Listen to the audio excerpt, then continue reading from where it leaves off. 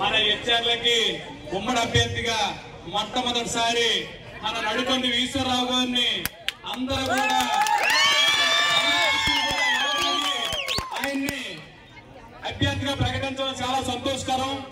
ఎందుకంటే మన మామూలు గ్రామంలో పుట్టి పెరిగి మన మండల స్థాయిలో మన మండలం వ్యక్తి మొట్టమొదటిసారి మన హెచ్ఆర్లకి మన పార్టీ తరఫున మన బీజేపీ ఉమ్మడి అభ్యర్థి తరఫున ఆయన టికెట్ అవడం చాలా సంతోషకరం.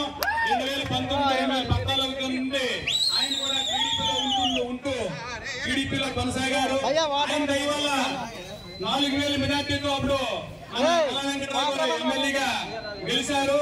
తరువాత మళ్ళీ ఎంపీపీ కూడా ఆయన దయ వల్లే ఎంపీటీసీ అన్ని కలిసి రావడం వల్ల కొన్ని మనకు కలిసి వచ్చాయి. ఇప్పుడే అదే మాదిరిగా మన 4 మండలాలు కలిసి మన తెలుగుదేశం బీజేపీ జనసేన కలిసి 3 పార్టీలు కలిపి ఆయన గుర్తు కమలం మీద ప్రతి ఒక్కరు కూడా ఓటేసి ఆయన గెలిపించాల. మన అభ్యర్థి మన పార్టీ అభ్యర్థి కలిసి అప్పలనాయుడు గారిని సైకిల్ గుర్తుపై ఓటు వేసి గెలిపించాల. తర్వాత మనకేంటంటే ఏ సమస్యలు ఉన్నా సరే ఆయనకి నేరుగా నడిచెళ్ళిపోయినా తెలుసుకోవచ్చు. ఒకవేళ బండి అవకాశం లేనప్పుడు కూడా చాలా దూరం ఏంటి కాదు, చాలా దగ్గరగా ఇప్పుడు ఎప్పుడు వెళ్ళా సరే ఆయన తలుపు తెరిచే ఉంటది. అలాంటి వ్యక్తికి మనకి ఇవ్వడం వల్ల మన మామూలు గ్రామంలో పనిచేస్తారనేసి యువతరం మహిళలు అందరూ కూడా చాలా ఉత్సాహంగా ఉన్నారని నేను మనస్ఫూర్తిగా కోరుకుంటున్నా. అలాగే నా సైకిల్ యాత్రలో కూడా రాష్ట్రం మొత్తం మీద ఇదే టైంలో గవర్నమెంట్ వస్తే అన్ని విధాలకు కూడా అక్కడ పొంగనూరులో అలరబెట్టిన దానికి 100 ఓట్లు పెరిగి రాష్ట్రం మొత్తం మీద 175 కాన్స్టిట్యూన్సీ లో ఓట్లు పెరిగి అలాగే మన ఉమ్మడి అభ్యర్థులకి మొత్తం టోటల్కి ఎలా చూసుకున్నా సరే 160-150 వస్తుంది అనేసి ఎక్స్పెక్ట్ చేస్తాను. మోడీ గారి కానుక, రాష్ట్ర అధ్యక్షుడు కానుక మనం ఈ అన్యాయ గారిని గెలిపించి అత్యధిక మెజార్టీతో నాయకులే కాదు కుర్రలు మహిళలు అందరూ చిన్నలు పెద్దలు కష్టపడి మరి దగ్గరుండి ఓటు వేసి గెలిపించారని మరీ కోరుకుంటున్నాము. అలాగే మనకి ఏ సమస్యలు ఉన్నాయని తీరుస్తారు. ఇప్పుడు మన గున్నాయుడు చెప్పాడు కొన్ని ఉన్నాయి. ఇప్పుడు అవి సమస్యలు ఆయనకి తెలుసు. 20-30-40 సంవత్సరాల నుంచి పారం బొక్కు ఆకట్టుకుని మొక్కలు మోడి వేసుకొని ఎన్నో బాధలు పడి నీళ్లు పోరు కొట్టి చెరువు నీళ్లు మోసి కూడా మొక్కలు పెంచుకొని ఉన్నారు. వాళ్ళకి ఇప్పుడున్న గవర్నమెంట్ పట్టాలు ఇవ్వలేదు. రేపు మన గవర్నమెంట్ వస్తే మొట్టమొదటిసారి ఆ పట్టాలు ఇప్పిస్తారని మనస్ఫూర్తిగా కోరుకుంటాను. ఏమీ లేదు.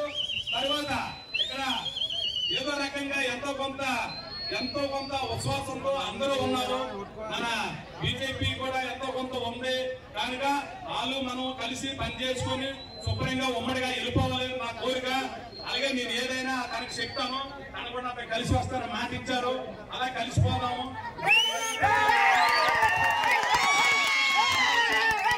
సంతోషమైన విషయం. ఎందుకంటే ఎన్ఆర్ గారు ఫస్ట్ మండల కార్యకర్త. అలాంటి కార్యకర్తకి ఈ రోజు మన హెచ్ఆర్ల నియోజకవర్గం నుంచి మన ఉత్తరాంధ్ర తరఫున ఆయనకి ఇవ్వడం మొట్టమొదటిసారి.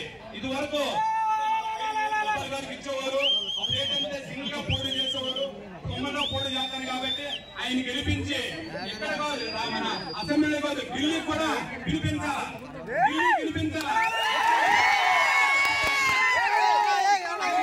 మన కలిసి అప్పలనాయుడు గారిని కూడా 2వ ఓటు సైకిల్ కేసి ఆయన్ని కూడా భారీ మెజారిటీతో గెలిపించాలి. అదే మాదిరిగా మొదట మాట చెప్పాలా. మండల స్థాయిలో, నియోజకవర్గ స్థాయిలో, మన పంచాయతీ స్థాయిలో మన వాళ్ళందరూ పెద్దలందరికీ నేను ఇన్వైట్ చేయలేదు. ఎందుకంటే మరి ఈ కంగారు మీద ఈ ఎండ మీద మరి ఏం అనలేకపోయాను. దయచేసి మరి అనుకోవద్దండి. ఎందుకంటే మన పార్టీ మండల అధ్యక్షులు, జనసేన పార్టీ అధ్యక్షులు, తర్వాత బీజేపీ అధ్యక్షులు అందరికీ మనం కోరుకుంటాను. ఏదో ఇప్పుడు మైక్ పట్టుకొని మాట్లాడుతున్న తప్ప ఇది వరకు ఏమి లేదు. చిన్న పొరపాట్లు ఉన్నా సరే క్షమించండి. అందరు కూడా మన వెంట వచ్చారు, అదే మాదిరిగా అందరు కూడా గెలిపించాలి. మన కూడా సైకిల్ యాత్ర చేసినప్పుడు మన కళా వెంకటరావు గారు, మన అప్పలనాయుడు గారు దాన్ని చాలా ఇష్యూ చేసి రాష్ట్ర స్థాయిలో తీసుకెళ్లారు. తర్వాత ఏంటంటే మీడియా కూడా మనం బాగా సహకరించింది. ఏబిఎన్ అవనివ్వండి, టీవీ9 అవనివ్వండి, ఆర్ఎస్ అవనివ్వండి, అన్ని కూడా మనం సహకరించాయి. తర్వాత ఏంటంటే మనకి భారీ మెజార్టీతో అందరూ కూడా గెలిపిస్తారని మనస్ఫూర్తిగా మన నాలుగవ పంచాయతీ తరఫున కొందరు వచ్చారు, కొందరు రాలేదు. వాళ్ళు కూడా అందరూ సహకరించి మన వెంటాడ, మన అక్కీపాలెం, దోలిపేట, వల్లపేట, మన ఉమ్మడి పంచాయతీ మన ఏదో పంచాయతీ గడిపోయింది కానీ ఎంపీటీసీ కలిసి ఉన్నాము. మన పంచాయతీ రెండు పంచాయతీలు కలిసి ఉమ్మడిగా మనం పనిచేయాలి. తర్వాత ఏంటంటే ఇక్కడ మీటింగ్ అయిపోయిన తర్వాత అక్కడికి అందరూ కూడా బల్లూళ్ళు అందరూ కూడా రావాల్సిందిగా కోరుతున్నాం. బల్లేలు వాళ్ళు లేని వాళ్ళు కూడా ఆటోలు పట్టుకుని రండి. మన సారి వెనకలో వెళ్తే ఆయన కూడా వాళ్ళంత అండలా ఉంటది. మీటింగ్ అయిపోయిన తర్వాత ఇబ్బంది పక్కలు పంపడం కరెక్ట్ కాదు. ఇందులో ఇంకేమైనా తప్పులు ఒప్పులు ఉంటే మన్నించండి. చిన్న పెద్దలకి అందరికీ ధన్యవాదాలు. అదే మాదిరిగా మన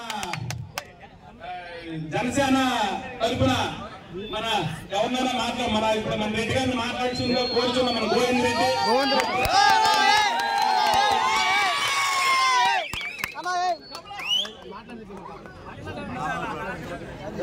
అలాగే జనసేన కార్యకర్త నర్సీ 2 నిమిషాలు మాట్లాడాలని కోరుకుంటున్నాను. ఇక్కడికి విచ్చేసినటువంటి కూటమి ఉమ్మడి అభ్యర్థి మన ఎమ్మెల్యే అభ్యర్థి ఎన్ఆర్ గారికి స్వాగతం సుస్వాగతం. అలాగే టీడీపీ నాయకులు, బీజేపీ నాయకులు, జనసేన నాయకులకు ఆ యొక్క మనస్ఫూర్తిగా ధన్యవాదాలు తెలియజేసుకుంటున్నాను. అలాగే ఇప్పటి వరకు మన కాన్స్టిట్యున్సీలో బీజేపీ అభ్యర్థి అనేవాళ్ళు ఇంతవరకు ఎవరు నిలబడలేదు. ఈరోజు కూటమి అభ్యర్థిగా మన ప్రియతమ నాయకులు ఎన్ఆర్ గారు నిలబడటం జరుగుతుంది. మన ఒక గుర్తు కమలం గుర్తుపై ఓటేసి అత్యధిక మెజార్టీతో గెలిపిస్తారని మనస్ఫూర్తిగా కోరుకుంటున్నాను. మన ఎంపీ అభ్యర్థి కలిశెట్టి అప్పలనాయుడు యువ నాయకులు, అతని గుర్తు సైకిల్ గుర్తుపై ఓటు వేసి అత్యధిక మెజార్టీతో గెలిపిస్తారని మరీ కోరుకుంటున్నాను. ఈ రోజు రాష్ట్రాల పరిస్థితులు చూసుకుంటే చాలా దారుణంగా ఉన్నాయి. ప్రతిదీ రేట్లు పెరిగిపోవడం, అలాగే పెట్రోల్, డీజిల్ అనగా, నిత్యావసర సరుకులు అనగా, గ్యాస్ ధరలు అనగా ప్రతిదీ పెరుగుతూనే వస్తుంది. అలాంటి వాటిలో ఉమ్మడి ప్రభుత్వం వచ్చిన వెంటనే ధరల నియంత్రణకు శ్రీకారం చుట్టబోతా ఉన్నారు. అలాగే కూటమి ప్రభుత్వం అధికారంలోకి వచ్చిన వెంటనే ప్రతి మహిళకు నెలకు 1500 రూపాయల చొప్పున తన అకౌంట్ లో జమ చేయబడుతుంది. ప్రతి మహిళలకు సంవత్సరానికి 3 సిలిండర్లు ఫ్రీగా ఇవ్వబడుతుంది. అలాగే ప్రతి రైతుకు ఆర్థిక సహాయంగా వ్యవసాయ పెట్టుబడి కింద 20,000 రూపాయలు తన అకౌంట్ లో జమ చేయబడుతుంది. అలాగే ఉమ్మడి ప్రభుత్వం వచ్చిన వెంటనే 6 లక్షల ఉద్యోగాలకు శ్రీకారం చుట్టబోతా ఉన్నారు. ఇది ఎంతో గర్వించ